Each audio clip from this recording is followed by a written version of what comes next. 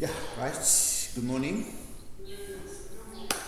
Yeah, last week we agreed that this week we shall be tackling theories of management. So basically, what we mean is we are going to tackle the theoretical perspective to media management. Right? This is basically where we are going to we need to understand first the meaning of theories. Do we understand what we mean by a theory? Why do we have a theory and what does it do? Okay? So theories, there are so many of them in different areas, in different fields, including in management. There are quite a number of theories also.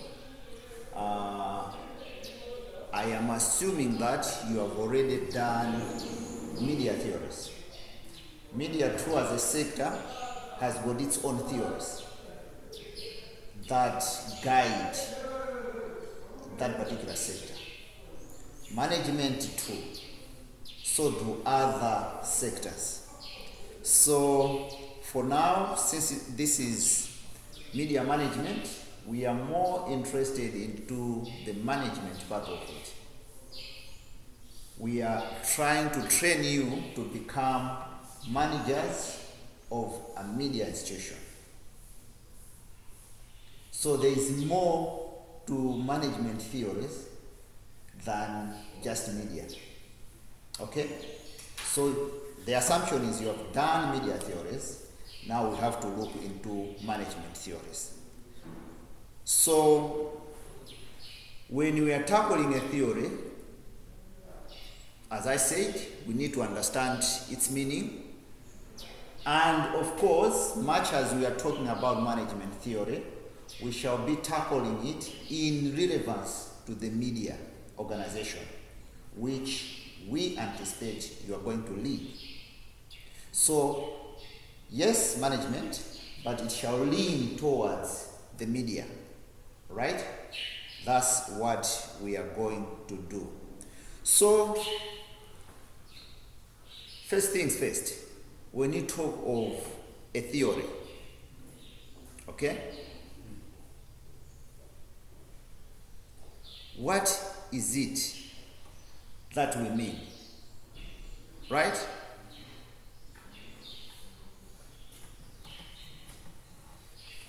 Basically, in a layman's language, if you talk of a theory, basically, maybe you have an idea what a theory could be.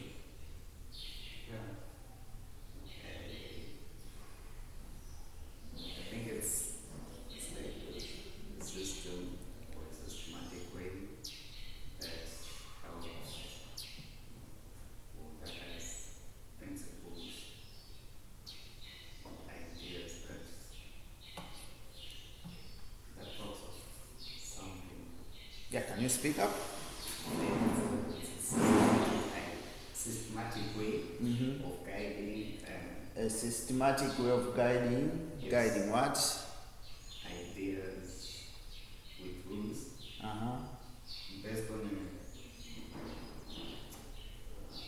a certain philosophy or Okay. Yeah, something closer to that. Let's compare your definition of a theory to what other scholars have said about a theory. Right? Different scholars have defined a theory different words, but basically same meaning. Okay? So, for example, one Severin and Tankard, 1982, defined theory as a set of systematic generalization. A set of systematic generalization, but based on scientific observations and leading to further empirical observation. So you'd see that in Severin and Tankard definition of theory, there is the now, there is the what is present that will guide the now and the future as well. Because that's exactly what a theory does. So according to him, a set of systematic generalization,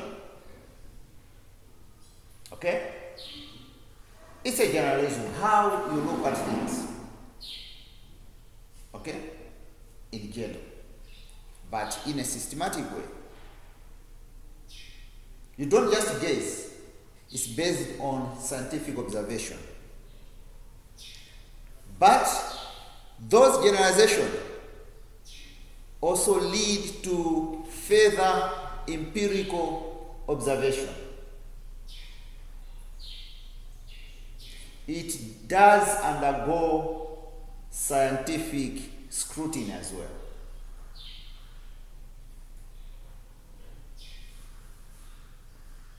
Am I making sense? Yes, you are. I just wanted you to come and get my definition. Systematic generalization. Based on scientific observation and leading to further empirical observations.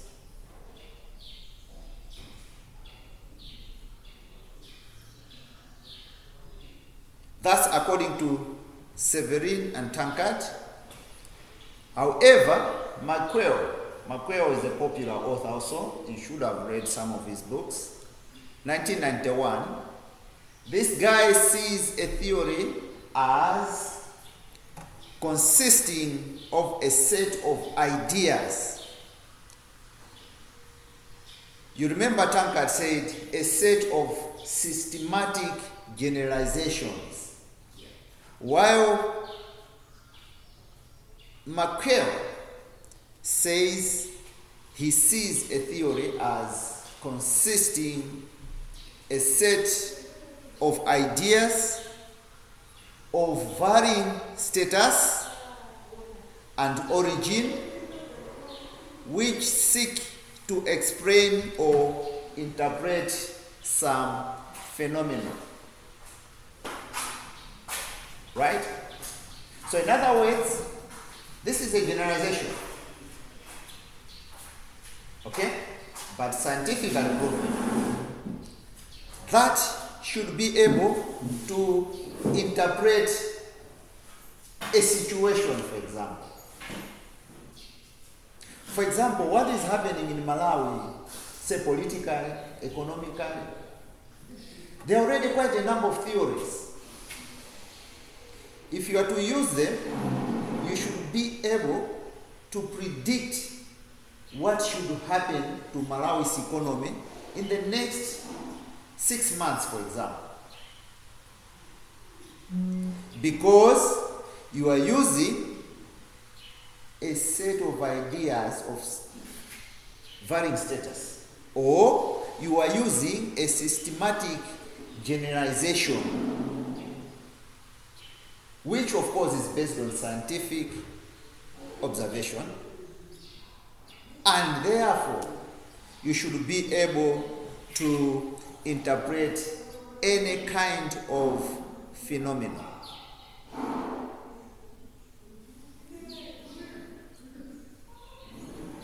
Welcome.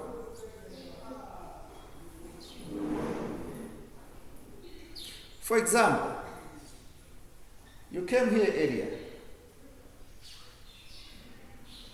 None of the ladies were in class. Okay? Why do you think the ladies are late for classes? I think they take time on the dressing clothes. When they're changing. Yeah, so they could be kind of a theory to explain that with scientific evidence. So that from now going forward, if you use that particular theory, it will predict the behavior of ladies regarding attending of classes. right? That would be a theory. Welcome. We are today discussing theoretical perspective of media management. So we thought of first we need to understand what a theory is and what a theory does before we go into the specific theories. Because if we don't understand what a theory is, then we are going to have problems when it comes to analyzing these theories. Okay? Theories are very important because it's also a requirement to use at least a theory or two in your research papers. You are aware of that, isn't it? So depending on the topic you have come up with, if it is something to do with pure media, then you need to come up with a media-related theory. If it's management, then these are the theories which you need to use. But you have to demonstrate that you really understand that particular theory. So basically, you critique it, you appraise it, you see its strength, its weaknesses, and make a position as you see it. Alright? But for the sake of this particular course, because we are trying to train you to become managers of media institutions, you also need to understand some of the management theories which are there, so that they help you to make decisions. Okay? So, before you came, we were looking at some definitions of theories according to a number of scholars. So, we looked at what one Sevelein and Tankard said about a theory. And these two guys said a theory is a set of systematic generalization based on scientific observation and leading to further empirical observation. Then we also came up with another definition as seen by Macquarie in 1991. Macquarie sees a theory as consisting of a set of ideas, varying status and origin, which seeks to explain or interpret some phenomenon. Am I confusing somebody? Maybe forget about that. If that is confusing, let's see what another social psychologist, Kurt Lewin, said, and he cited in Wogo, where he says he sees a theory as a way of explaining the ordering and occurrences of various events. Perhaps that is a straightforward definition, easy to understand. Okay? Let me take it again. This social psychologist, Kurt Lewin, sees a theory as a way of explaining. So, a theory does explain. What does it explain? The ordering, the sequencing, right? And the occurrences of various events. That's basically what a theory does. But then, the same author, Kurt Lewin, as quoted in Scrum, 1963, he describes theory as a crap detector which enables us to separate scientific statements from unscientific ones. He looks at a theory as a crap detector. Something that will detect that no, this is crap, this is trash, no, this, yes, that. So it will detect so that by the end of the day, we are able to separate scientific statements, those statements that are backed, right, by science. Okay? Those statements that are empirical in nature, right? So, as a crap detector, it is able to separate scientific observation or scientific statements from the crap. Maybe crap would be a stronger word. Here they are using separation of scientific statements from unscientific ones. Perhaps the unscientific ones are the ones referred to as crap. Right? So it's not just a matter of arguing. No, the ladies are late because ladies are slow. Is that scientifically proven? Is it? Perhaps it's a crap, unscientific. Who said ladies are slow?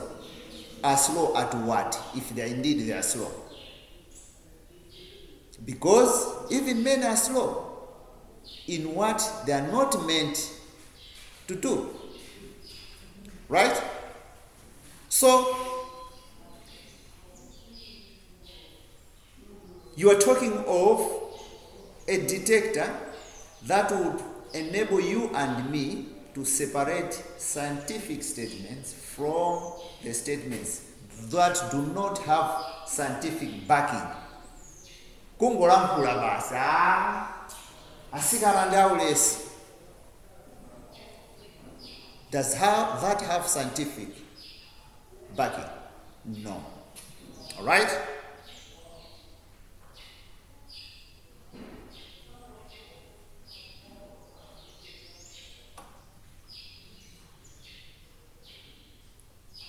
So, perhaps let's move on to go for another definition. But I still believe the Catt-Lewin explanation of a theory is straightforward, right? The one that says a way of explaining the ordering and occurrences of various events. Very basic and straightforward. But another little John, one little John, right? This guy says, of course, it's in his own views, define a theory as any conceptual representation or explanation of a phenomenon. Any conceptual representation or explanation of a phenomenon. So it is a representation or explanation of a concept. In other words. All right?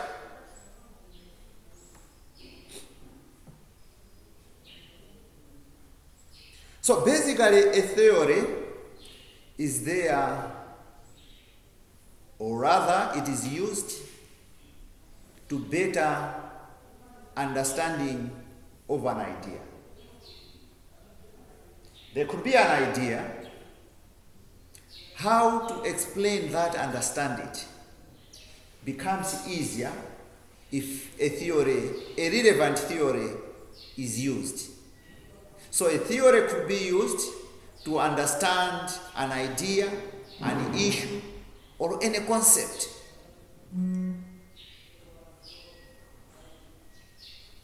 Okay? Basically, a theory will relate to past with present, past with present, but for the sake of the future. Okay?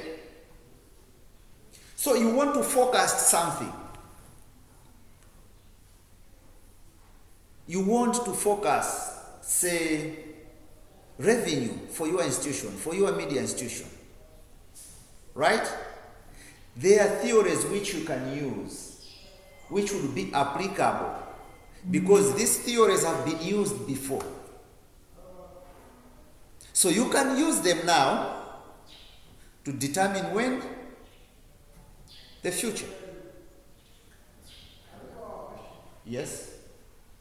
So how would you know that maybe, let's say, we come up with a theory, like based on scholars, how can you know that this theory is valid? Like, is there a way that can How do you know that this theory? is valid?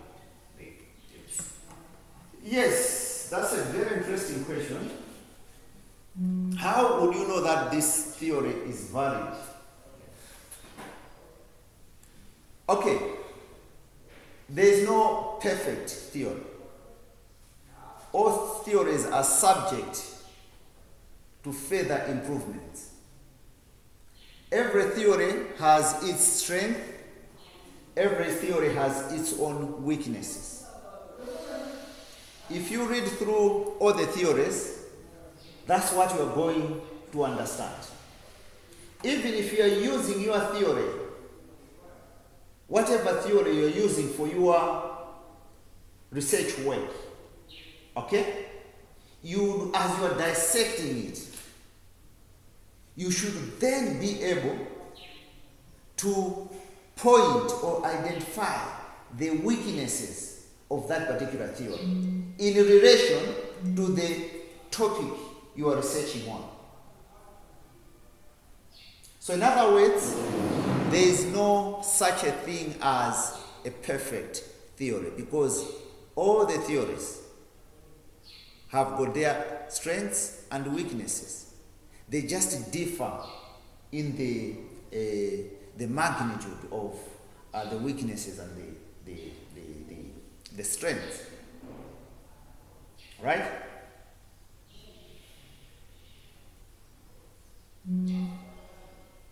So every theory would relate the past with the present for the sake of the future.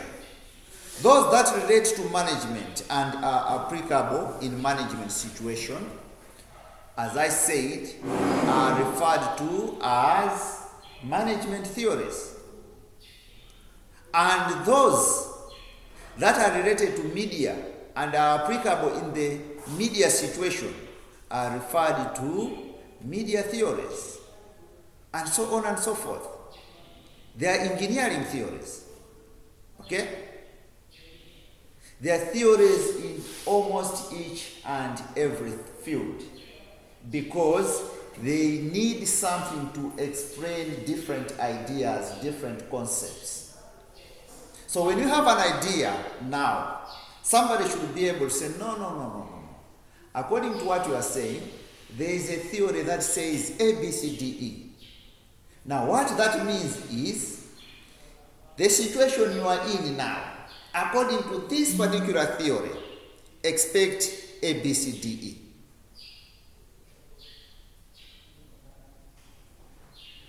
Right?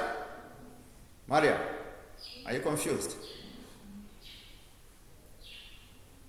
Okay, maybe these things should be understood as we move on. Because next I want us to relate management theories in media organization. Why? Because we have managers here who are supposed to use same management theories, okay? But they are using it at an academic institution. This is a university. So they use same management theories in relation to education institution. But for our class, we shall be discussing the relevance of management theory in a media organization management. How do we utilize management as we are running a media institution? Okay? Why do you think it is necessary to utilize media management theory, rather management theories, at a media institution? Or do we need managers to run a media institution? Or we simply need communication experts, reporters? I think there is need for There's need for? managers, having managers. Yes. He says there's a need to have managers running a media institution. Right? Why do you need management skills to run a media institution?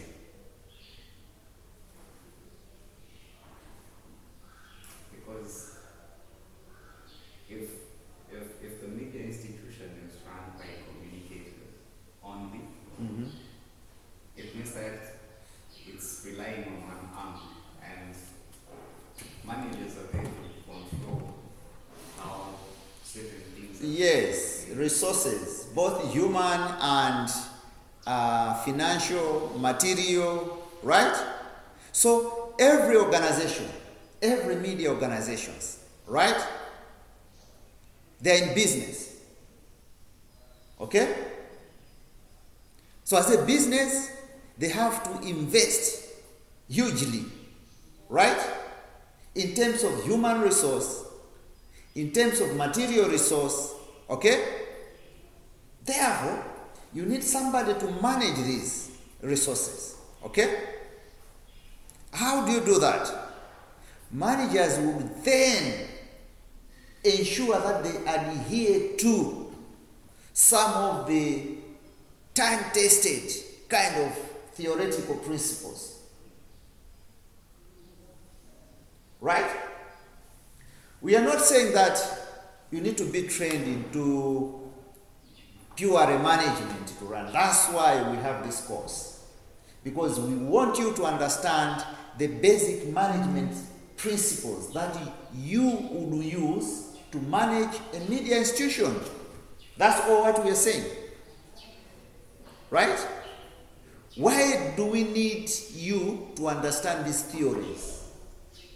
Because these are guiding principles. These will explain a phenomenon, idea, concepts. Right? The reason is we don't want you to gamble. Because as long as you're using scientifically proven theories, right, then you definitely reduce guesswork.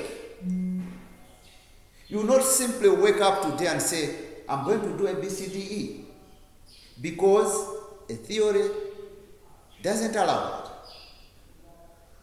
So no guesswork. You'll be guided by that particular theory. You say, no, if we do ABCD, this will happen.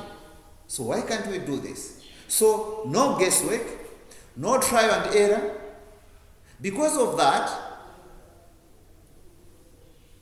you minimize wastages, you minimize risks, and so on and so forth. That's the beauty about using scientifically proven theories. Maybe just to go on further, let's see what are the benefits of the knowledge of theories. If you are knowledgeable in a theory or theories, do you think you stand to benefit more than somebody who doesn't have a knowledge of any theories? The answer is a yes. Somebody who is knowledgeable in a number of theories is advantaged. Why are we saying that? Because, one, we are saying that theories help us to manage reality.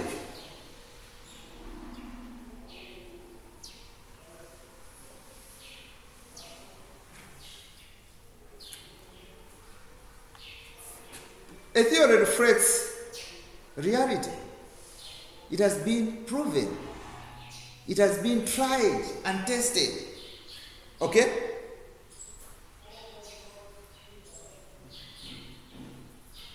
Are we together? Okay? So, it's as good as real.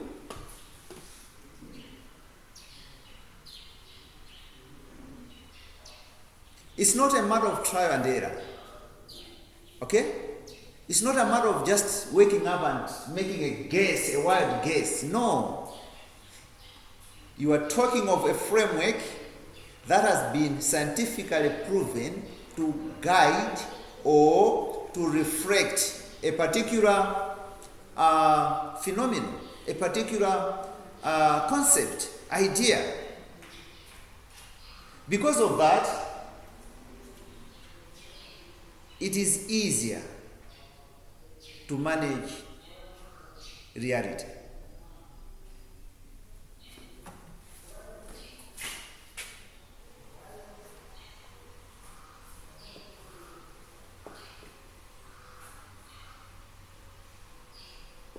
It also helps us to put facts into perspectives. There are some facts out there, but they would not make any sense to an average person. Right? So a theory would help to now explain further about those facts so that they are put in perspective. They are easily now understood. You agree with me that there are times when you do have facts, but they still don't make sense. Okay? I was reading some document yesterday, allegedly written by retired, is it Dustin Mangulu? So the paper, it was with lots of legal jargons, but so interesting to read. So he brought in quite a number of issues, including facts, that could not make any sense to some of us. But should you then apply a theory? That's when it becomes easier to understand. Maria, are you here? Please ask questions if you feel you are being left behind, okay? And as I said, have I shared these notes? Okay. Because you need to have a culture of reading in advance, okay? So you read once or twice, you may not understand everything, so that when we are in class, it's a matter of discussions, all right? It becomes easier, because when you read on your own, chances are you'd face some problems to understand some of these things. So a classroom setting like this gives you an opportunity now to seek clarification on some of the areas which you did not understand. All right? Okay? So, yes, there are quite a number of benefits of the knowledge of theories. Some of them are there, and of course, there are many others. Right? You are talking of a theory that help us to relate the past with the present and predict the future. And that's exactly what a theory does. It relates the past. Yes, this happened in the past. Okay?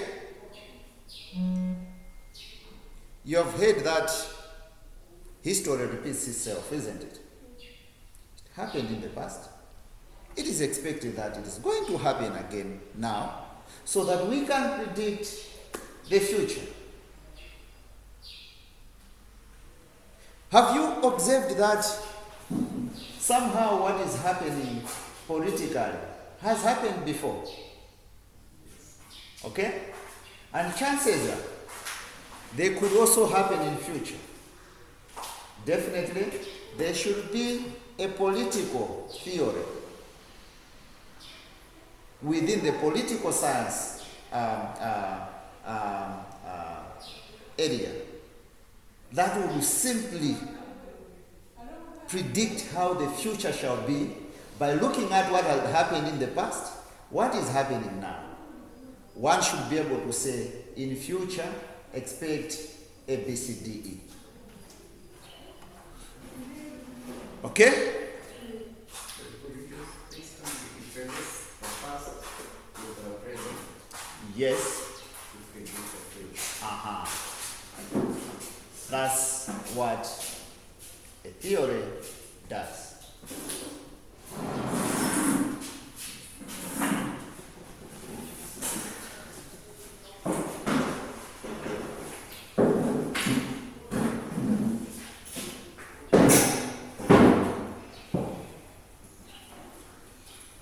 Hello.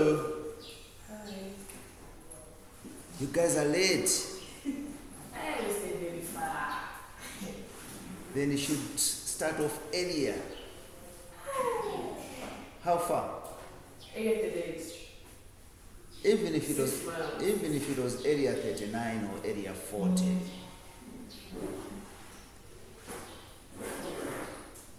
So make it a point that you start off earlier so that we start classes together. You are close to an hour late. Okay? Now you end up confusing us. But welcome.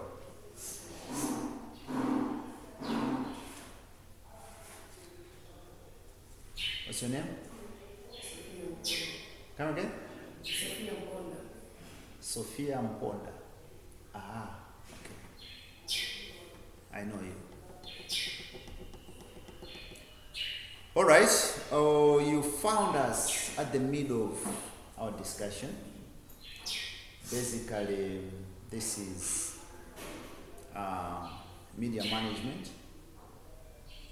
So we have had 2, if not 3 sessions where we basically discussed what media is all about, rather management is all about.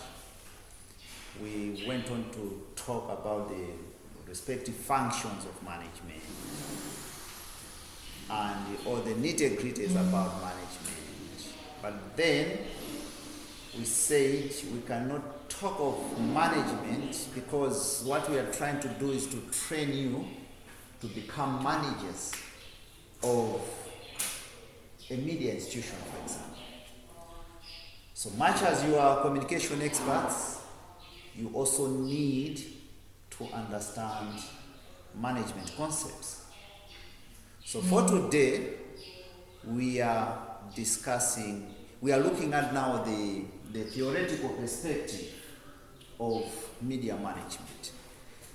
In here, we have managed to first understand what a theory is and what a theory does, so that once we know exactly what a theory is, then we'll go right into respective theories, management theories that are related to media. Okay? So that's what we were discussing. We were right in the middle of it. But thank you. So you found us explaining the benefits which you would have if you were knowledgeable about theories. if you are knowledgeable about theories. Because we are saying theories are supposed to have scientific backing, right? So one of the benefits which we were just discussing was that knowledge of a theory would help you to manage reality. Okay? Then we said knowledge of a theory would help you put facts into perspective. Right? Here the explanation was that you could have a situation, okay, with lots of facts, but still get confused. Okay? This is where now you bring in a theory, because a theory should be able to explain these facts in its perspective, so that you now understand better as to what those facts are all about. And as you were coming in, we were right on the third benefit of that knowledge which you are going to have about theories. Okay? Now the third one is the one I was discussing with McLary here, that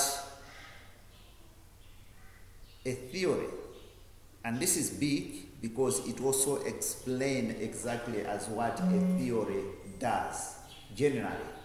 We said it relates the past with the present to predict the future. Right? So a typical theory would relate the past.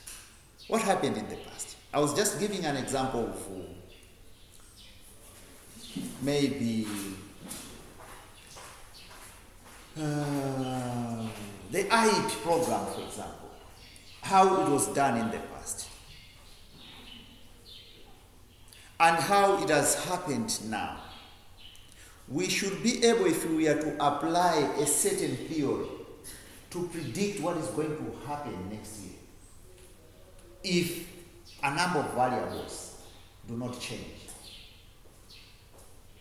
So that is also what a theory does. It relates the past with the present to predict the future. Dada, you look confused. Yeah, the disadvantage of coming late to class and find the class midway, you end up being confused. Your name once again? Sophia. Is it Sophia? Sophia. Sophia. Okay. Are you confused? You're not? Good. So a theory also helps you, or me, or us, to describe and explain a phenomenon. Do we know what a phenomenon is? Sophia. Yes. Can you just explain on the name of theory again? I kind of know it, but I'm not sure. What do you know about it? It's something that you come up with. Mm-hmm. Something, yeah. Something that you come up with? A theory, something, Uh-huh. right, or something like that. That's my understanding, so I don't know. Yeah. McLeod, can you help Sophia? Okay. The theory is a way of explaining, I think, orderly and the occurrence of various events.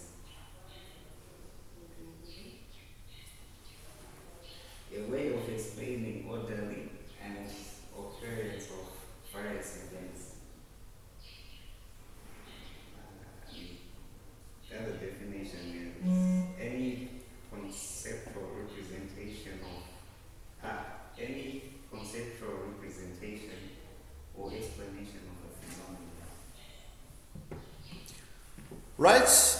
There is no right or wrong definition of a theory. Okay? That's why you have your own definition. I could have my own, but for the sake of this class, we will not base on your definition or my definition. We'll make reference to a number of scholars who have come up with theories after empirical research, and these are the definitions that we are using. So earlier on, before you came, we looked at quite a number of such definitions. However, some of them end up confusing you and me, but we said, look, let's go for a basic definition. And that's what exactly McLaren was giving you, where he said it is a way of explaining. Okay? Explaining what? The ordering and occurrences. How things happen. Okay? A way of explaining how things happen. So you use a theory to explain that.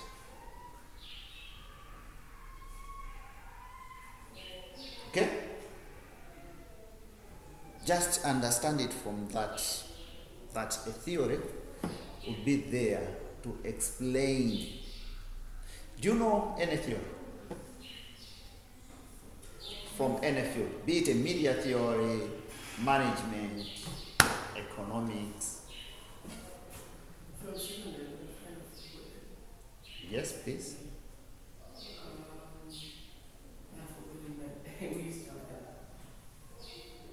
Can somebody help her? So you have not done media theories It's my first time.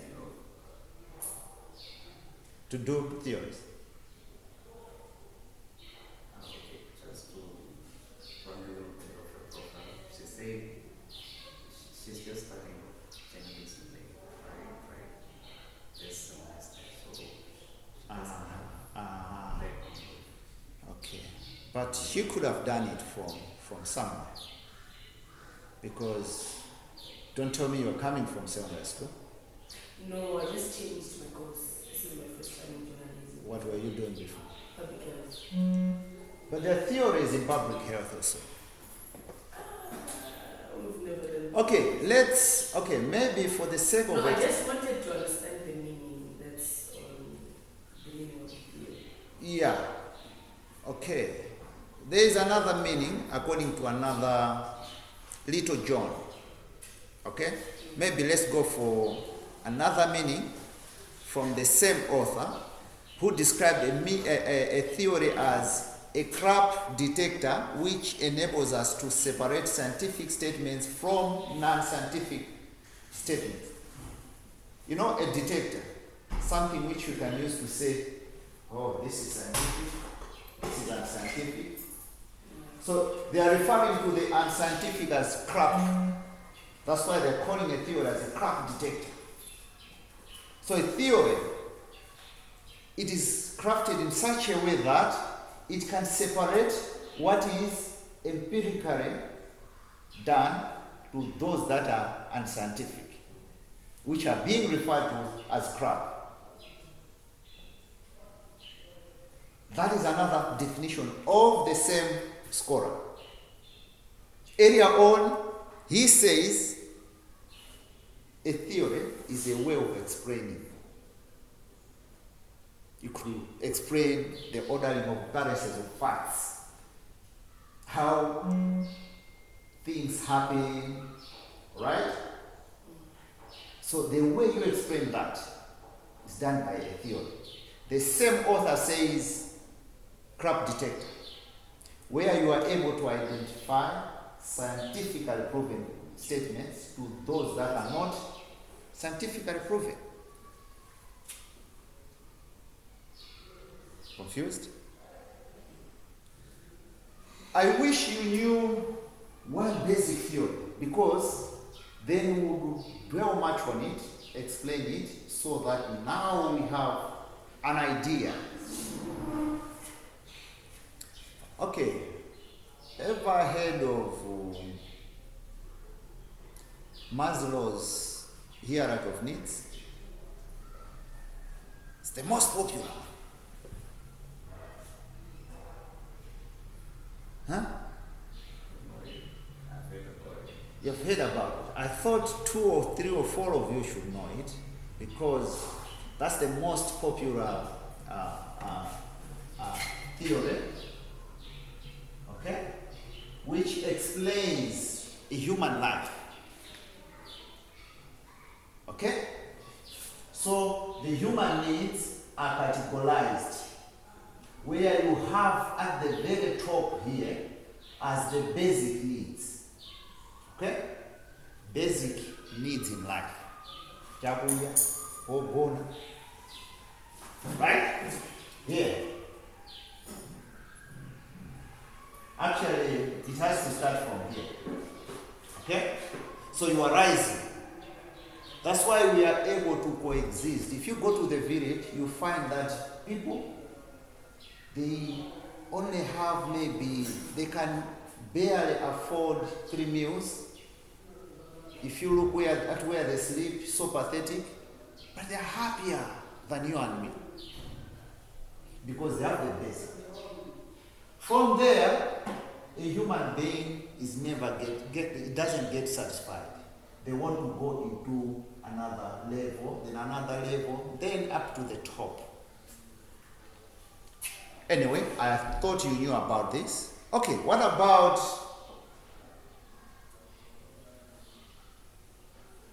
the most popular in media? Agenda setting. Okay?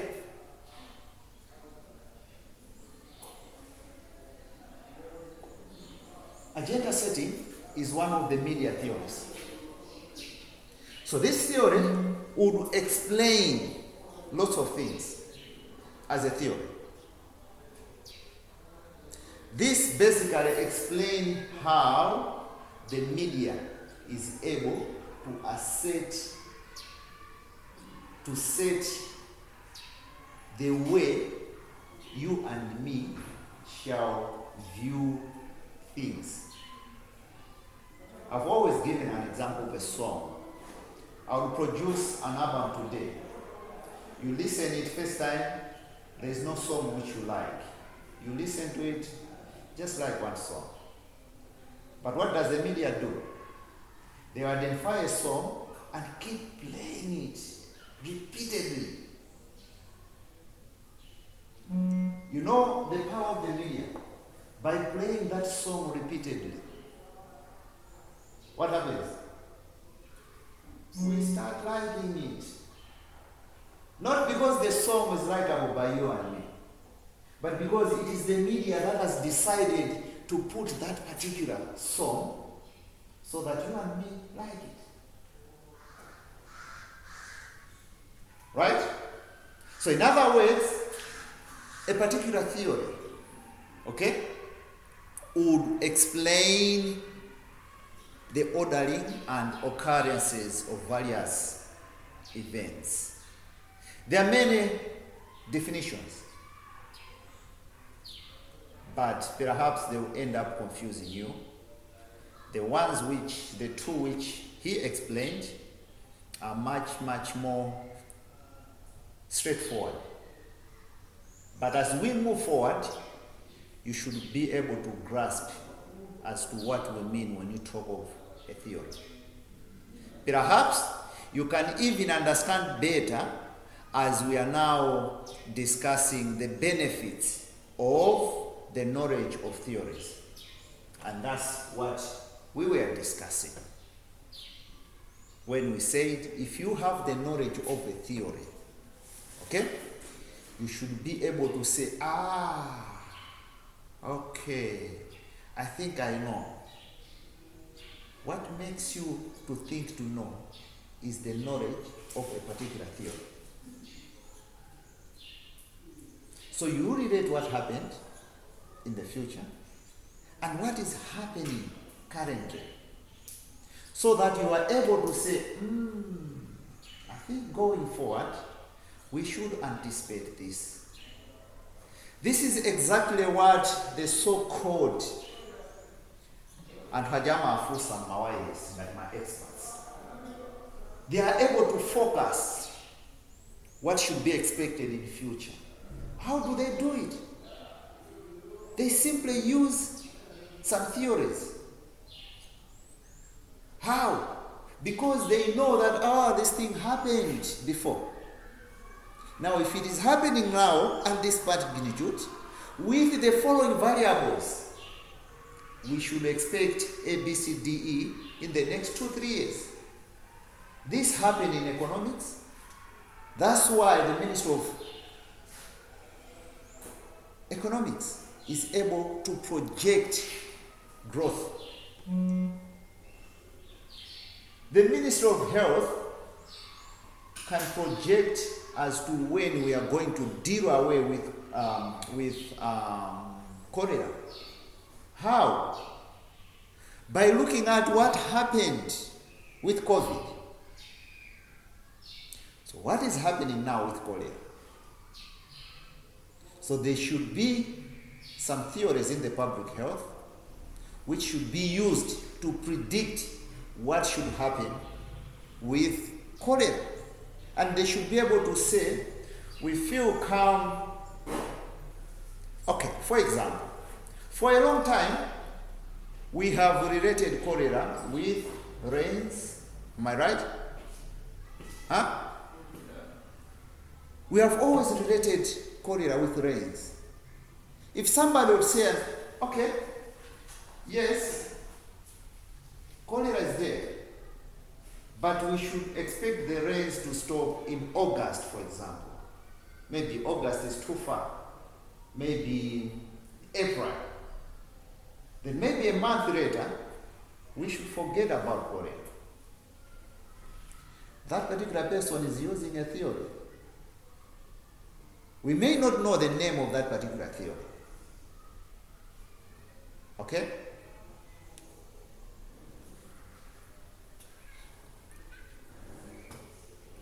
So theories help us to describe and explain a phenomenon.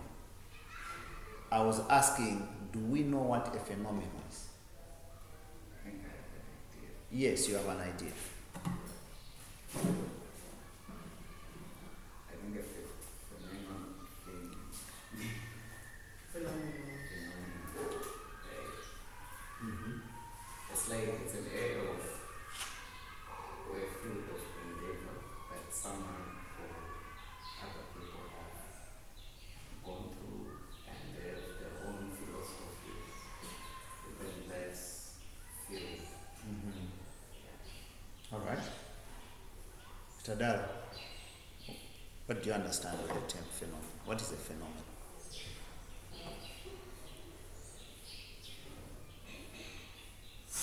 Yeah, what's a phenomenon? From my own understanding. Exactly. Something. This is a little explicit. I don't know something like Oh, that's an interesting explanation. Maria, what is a phenomenon? Hmm? Hmm?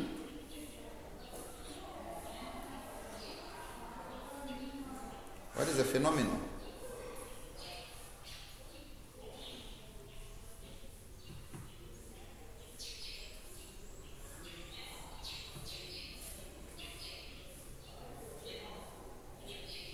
A phenomenon is basically an occurrence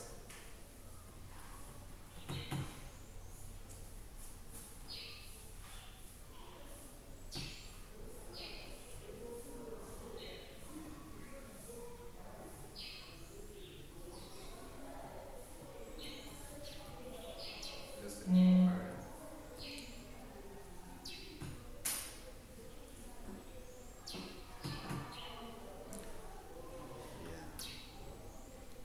My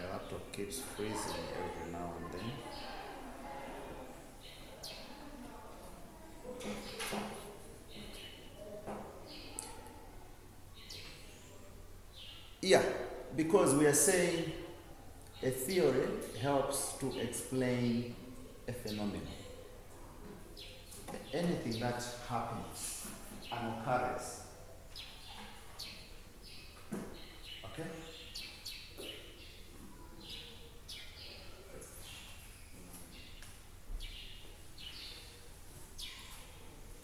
I'm trying to think of an example.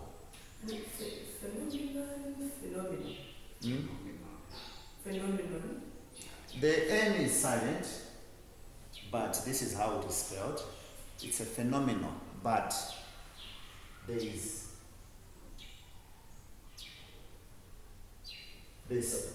here.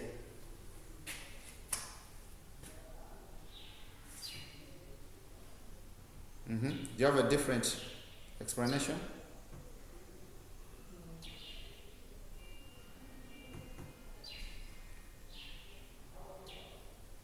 Or you are checking in your... Doesn't it have to do with something about knowledge? Something that someone has done previously? About what? About knowledge, or maybe scribes, and yeah, and the things that other scholars may have gathered during a particular. Come again? Doesn't it have to do with knowledge, like something that happened before? Scholars may have come up with their own school of thoughts based on a certain thing during a particular time. Are you checking in your dictionary? Or are you Googling it? Yeah, what does it say? Wait. So I want to ask first. Phenomenon and phenomenon are two different things. Okay. Are they? No, tell me. Okay, phenomenon is a fact or situation that is observed to exist or happen, especially one whose cause or explanation is in question. You can you come again on the last part? Especially one whose cause or explanation is in question. Maybe not necessarily in question, but maybe it's not understood. It creates questions. It's something strange. Okay, so they experiment it. It's an ongoing. Because No. they're saying a fact, a situation that is observed. Yes, So it it's is a fact. It has happened. That's why I Yeah. say it is an occurrence. Occurrence Okay. embrace everything you're saying. Okay. Yes. Yeah. So with what I say, they don't even, it's not even close. It's not even Close. close to. What they say. Yeah, it's not getting a fact information that's observed.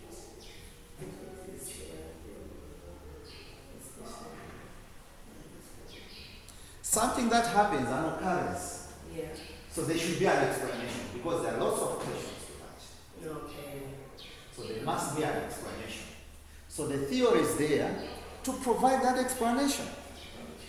That's all what we are saying. Okay? Don't let this confuse you. That's why I said basically it's an occurrence, something that has happened. But there are more questions to that.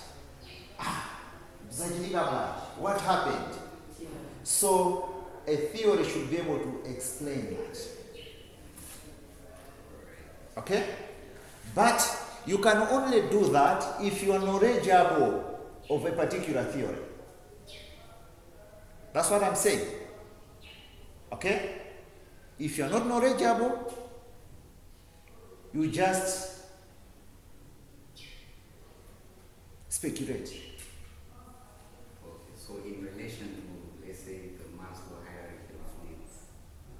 That one we are going to learn because it's one of the management theories. Yeah, I just wanted to explore, Yeah, what about it? like in relation to what I just said about, and you getting to know, if you know a theory, you happen to be like a step ahead or something. So, like, there are other theorists or psychologists, like Frederick, 5. Frederick Heitsberg, Mm. if I'm not mistaken, Hayes something. His theory Mm-hmm. kind of contradicts Maslow's. Yes, theories, some support one another, others would contradict others. You remember you asked earlier on as about perfection of theories, and I said no theory is perfect. Every theory to date, they are still being studied and improved upon. But there are some theories that are there because they dictate the nature of life. And there's no way they're going to change. Not that they are not perfect. Each and every theory has got a strength and a weakness. All right? I was telling him that as year 4s, you'll be required now to come up with a research paper.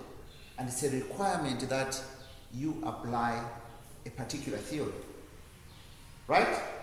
Upon application, you realize then that not every theory is perfect.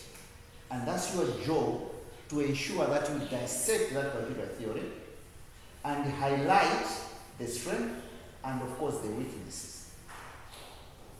That's your job as a scholar. Okay? All I'm trying to say is all these theories have got their weak points much as they have got their strengths. And they are used in different situations. So a particular theory would explain a certain phenomenon better than another theory. Okay? You could have a number of theories explaining a particular phenomenon. But there is one, or maybe two, but obviously a few, that would explain exactly what that particular phenomenon is all about. So, sir, I want to know the difference between the, like, we can't use my media theories, e.g. argumentation theory and management Management. and they're different. What do we think? I think they're different. Tadara, what do you think? Would you use a media theory and apply it? And would a media theory explain a management phenomenon?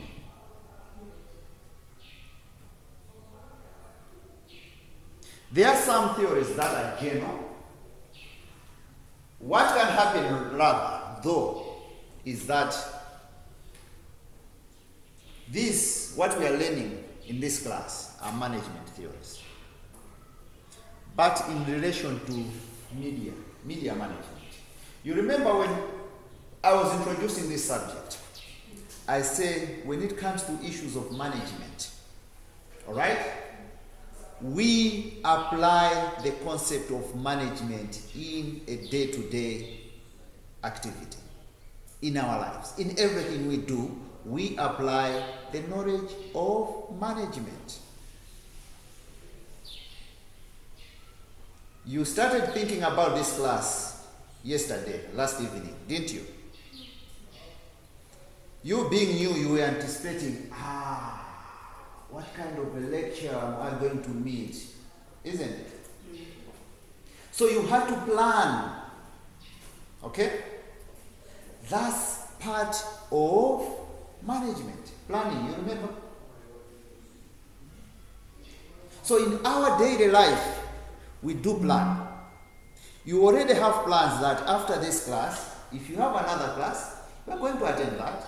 Maybe that shall be your last class. What happens thereafter? Home. For you to reach home, if you are driving, you needed to plan for fuel. If you are boarding a public bus, you should have some money. So you already had plans and you allocated resources. You remember another function of management? Resource allocation. So management is applicable in all forms of life. That's why we can use management theories and apply them in a media institution. Before you came, I was talking to her, I was giving the same example, that those people who are running this institution, they are managing this from a management perspective, despite that this is a media institution. People don't expect this institution to be filled with lecturers only. We need to have administrators to run the show. Likewise, if this was a media institution, you would still want to use the management skills to run a media institution, because we don't have management institutions. So, as he said, management cuts across the board, because that's a way of life. But there are some specific fields. For example, the medical field, they have got their own theories. It becomes then difficult to apply that, because you remember we said a theory is there to explain a phenomenon. So it would then be difficult for a medical theory to explain a phenomenon to do with what? Media, for example. But they can. As you are going further, that's what you are going to realize. Because you are going to have so many theories. Some of them not even related to what you are going to do. But if you critically look at them, you'll see that, I think they're still applicable. Okay? So some theories are general. They reflect life in general.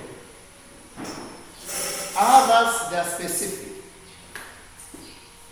Right? Any more questions?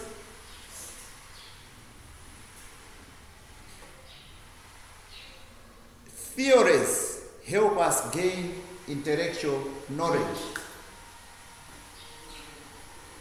You know the difference between somebody who has been to school like you guys and somebody who has never seen the corridors of a university, right?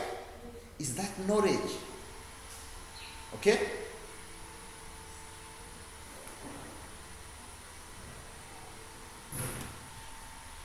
When you are done with your first degree, you may be tempted to pursue further studies and go for postgraduate programs.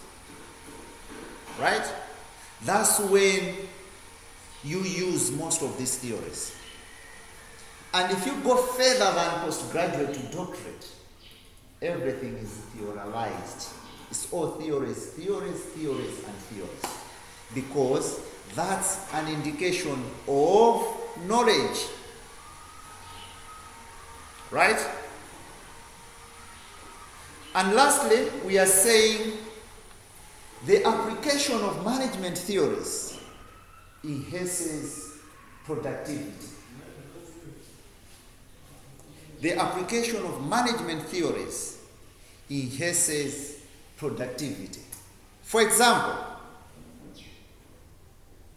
the division of, rather, we have a principle of division of labor. Ever heard of that? That's another theory. Why do you apply that theory. Principle of division of labor. So if you don't have productive, Maximum productivity. If you put somebody who is not an expert in that particular field, do you expect them to perform? For example, recently we had a reshuffle. They put somebody at the Ministry of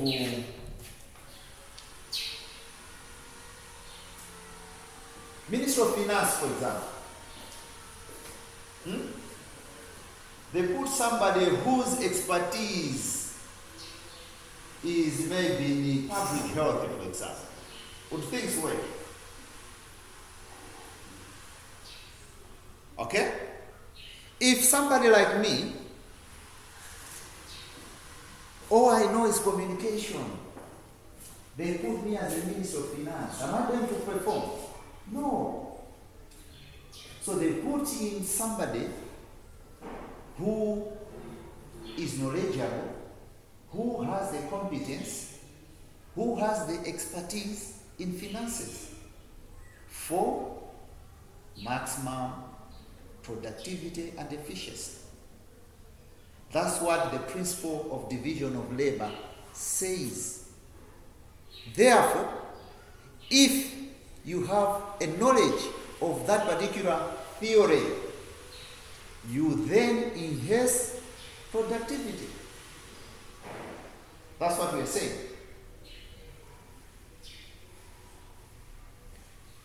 Am I confusing somebody? Ask as many questions, because if you don't ask, the assumption is you understand. Okay?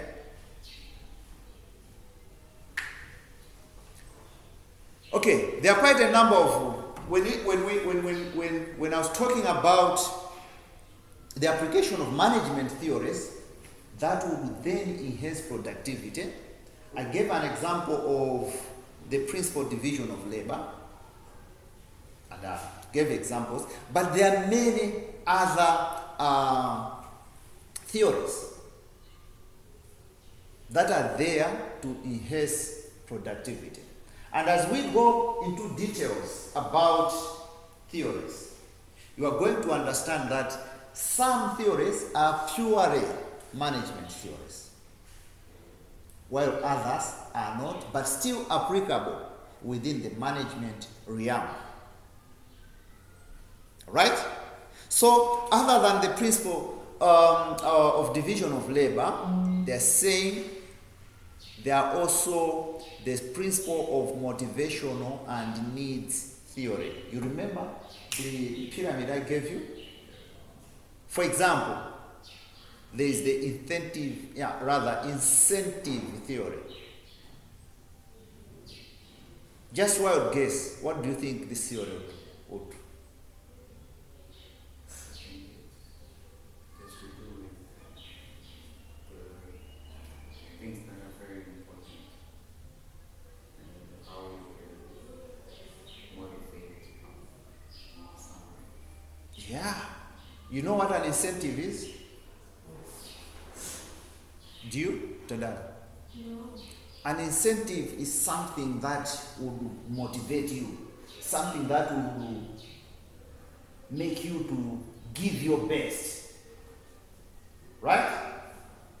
If you don't want to go to school or you don't want to go to church, and your mom said, no, go, because when you come back from church, I will take you out for an ice cream.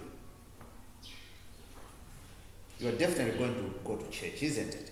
Because there is an incentive. So an incentive is something that will motivate you, right? So there's a theory called incentive theory. So I was saying, if you could widely guess, definitely they're talking of somebody who is working and your manager wants you to perform beyond expectation. So they will give me incentive. If I'm working at a company like this, they have to give me a car, for example. That's their incentive. Right? They will give me an annual holiday to the lake 1 week. for me and my family. That's an incentive, isn't it? They will give me a round, maybe air ticket return for two to Egypt, for example. That's an incentive. All these things will make me to work even harder because I want to maintain this. But the one giving me, my employer, they are not interested to all they want is to make me happy so that I become productive. So that's the incentive theory. There are many others. For example, Herzberg's motivation hygiene theory. That's the one you're talking about. So we are going to see into it. There is also Vroom expectancy theory. These are all theories, management theories that are applicable different places and different stages. Right? There is Abraham Maslow's hierarchy of needs. This is the one I was talking about. Yes, Abraham Maslow. Maslow as in Maslows. It's called Abraham Maslow's hierarchy of needs. This is the most popular. And I expect if you guys are to come out of this class understanding 3 theories, Abraham Maslow must be one of them. Okay? Then there's McGregor's theory X and theory Y. Then there's Henry Fayol's 14 principles. These are simply principles, or in other words, they're simply guidelines. Okay? They're simply guidelines. What time is it? 9:38. We still have about 12 minutes. Okay? Then there's the Henry Fayol's 14 principles. These are simply, they are also considered as theories, but not necessarily. But they are simply guidelines that one needs to follow. And they have been tested scientifically and they have stood the test of time. All right? These are also part of the management, kind of, which if applied, you are definitely going to achieve productivity. Okay? It's just that on the theory, it's saying everything that, let's say a thought that comes out and you explain it, it's a theory. It's a what? It's a theory. No. That's a So phenomenon. That's a theory. Yes. A theory should be able to explain now that. A theory, But it's not experimental. The theory. It is. it is, because it's opposed to try and error. Okay? Where you just say, maybe mutate. No. A theory has been tested and scientifically proven that indeed this is what should happen. If this happens, then expect this. If you give somebody a car, a company car, expect that person to work harder. That has been proven scientifically. Yes, indeed. People have always said Malawians are not lazy, for example. They will give an example that if a Malawian goes to UK, somebody like myself or like you guys, you come out of this institution with your degrees. Right? When you are employed in civil service, your starting salary shall be 300,000 Malawi kwacha after 30 days. If you go to UK with your degree, You put your degree there and start working as you. Become productive. You'll be paid per hour 15 pounds. And you can decide to work up to 10 hours and get 150 pounds within a day. Which is what? Huh? To what? Which is You can simply multiply that by 1,000. Yes. Now, you will see that if you are here as a civil servant, with your degree, you are earning 300,000 a month. Do you expect somebody to go to the office as early as 7:30? No. Is it because you are lazy? no. No. But if you, within Malawi, somebody says, Abu, muzidi chechera maruwa, I'll be giving you $20 an hour. Even the dean is going to vacate his office. Am I wrong? Huh? You're not wrong. Yeah. So all I'm saying is, these theories have been scientifically proven because they did a research and come up with a sample and say, look, let's try to give people money and see if their performance is going to improve. And indeed, the performance improved. That becomes now a theory, where you say, if you give somebody an incentive, their productivity is going to go high. So that, as a theory, should be able to explain, for example, we have a number of media houses in Malawi, Zodiac, Times, MBC. You will see that some media houses, and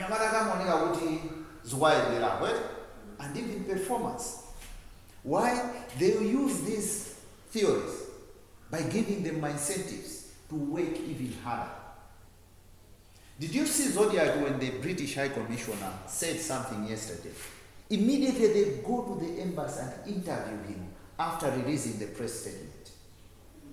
That's how motivated they are. Why?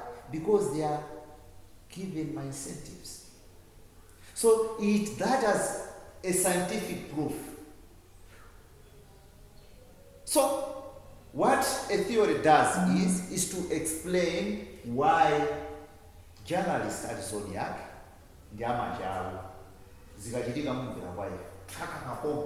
why?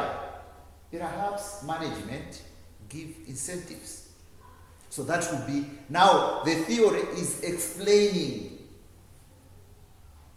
the phenomenon. The phenomenon here is Zodiac journalists, go to a different media institution, it's something else. News, still kind of stories. You hear them 2 days later. So a theory should be able to explain that. So you think of which theory will be applicable there. I think the incentive theory. Then you go there and say, Zodiac, how much money or what's your package like? House allowance. Then go to a media house in Agemini,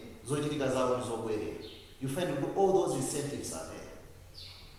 So this theory, the incentive theory, is able now to explain the phenomenon.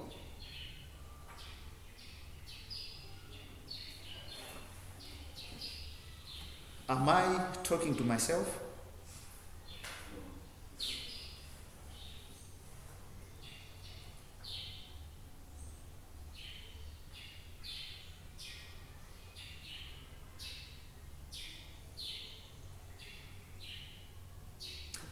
So, just a recap.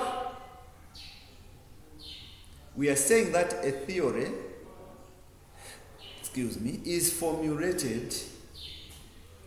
is a formulated general principle, okay, that enables you and me to describe, to explain, and of course predict a given phenomenon.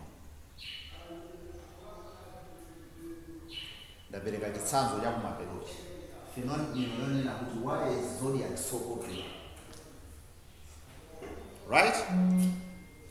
Perhaps we can use the Frederick Taylor's idea on improving job performance. We can use the Abraham Maslow's hierarchy of needs. We can use the incentive theory to explain why reporters at Zodiac are always performing. They are always productive and not the rest of the reporters. If you go to most of the functions, for example, my job, I will invite members of the media. Some of them, you see them and you feel sorry for them. Okay? They will dress like me, shabby. So you have to, they just want the small allowances for their survival. Serious media houses will not even wait for much. I'm talking of Nation newspaper, Times, Zodiac. They prioritize the story, the rest will come later because they are already motivated. So there are theories that will explain that.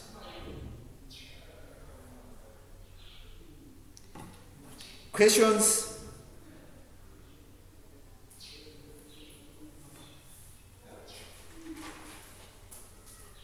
So a theory is not necessarily what happens, okay? But the explanation of what happens. So in other words, we are saying that a theory is a time-tested, it has gone through a long time. You will see that most of these theories we are talking about, they were developed over 100 years ago. They are not new. If you have recent theories, they are there mostly in different fields. But in as far as management is concerned, majority of the theories were developed over 100 years ago.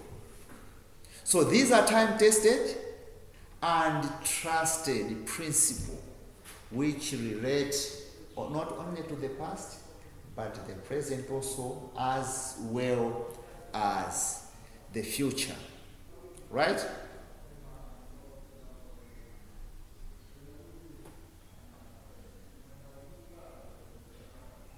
Any questions?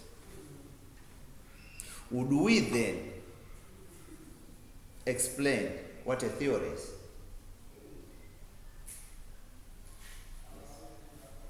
We can. Okay? Do you think knowledge of management theories matter in media management? Yeah. Is it? Only media management?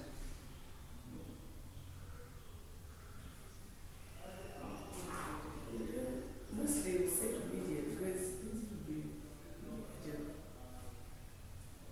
Not just meeting. What?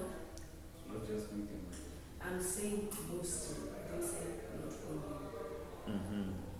Yeah. All right. Okay. Next time when we meet, we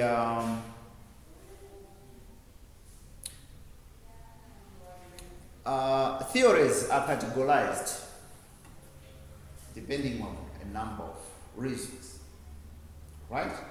They are grouped, in other words, depending on certain characteristics that are made to be bound together. All right? So there are many reasons why, for example, if you're talking of pure management theories, they will be grouped together. Pure scientific theories, they will also be grouped together. Right? Then, within the management, there are quite a number of approaches. Some would apply scientific approach to management, while others would apply administrative approach to management. Right? So that's why theories are bound together and categorized. So next week, we are going to look at what is called classical management theories. In this, we'll look at the scientific management theories and we'll understand why they are bundled as scientific management as opposed to the other group, which is administrative approach to management. So we are going to discuss specific theories in scientific management and specific theories in administrative approach management, and look at the pros, the cons, and the differences, and of course why they are called scientific and the others administrative. I think you left one. Come again? I think you left one. There are only two. There are many. There are many. There are many.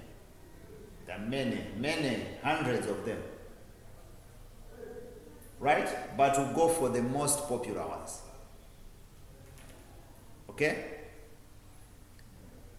Any questions? You have another class at 10?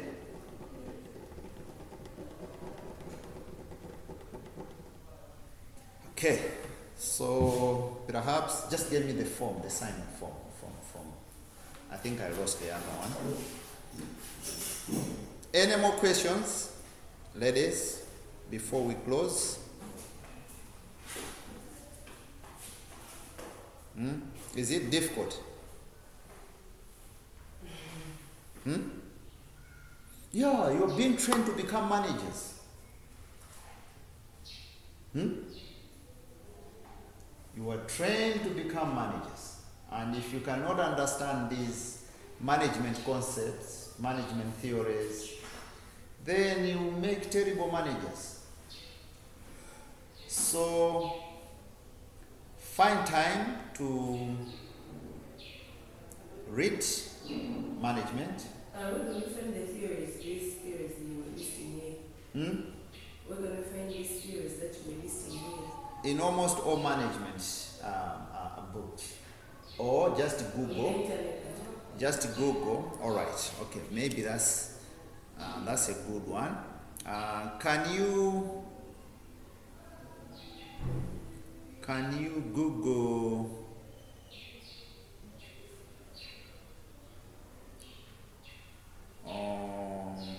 Frederick Taylor's scientific management theory? No, just write it down. You can do that on your own. Frederick Taylor's Taylor.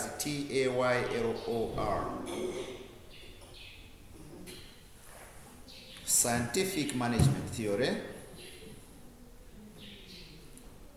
Then also Google Henry as in Henry, Henry Fayol as in Fayol. So you also Google Henry Fayol administrative management approach. So the 14 principles, No.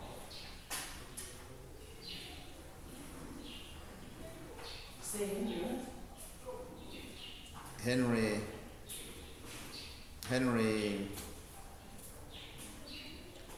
Fayol.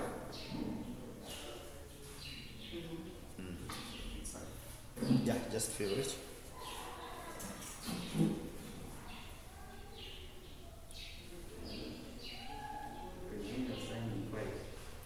Come again?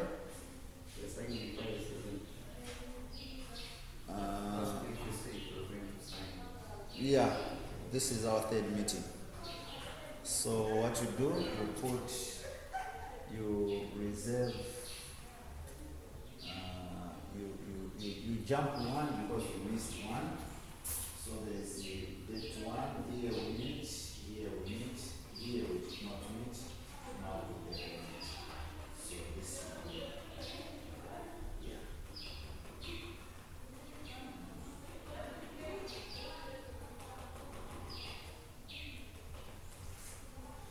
Yeah, so those are scientific. Then for administrative, no, rather, Frederick File is their scientific and Henry File is the administrative. But for your own also interest, you can move on to also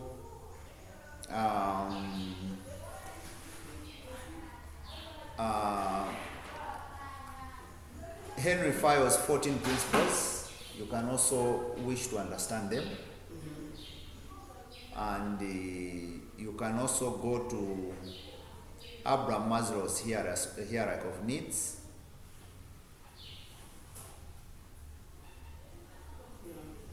Yeah.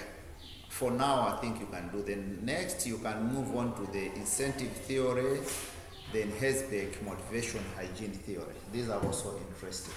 Just Google them, have a picture, understand them, so that when we meet next, we should be talking the same language.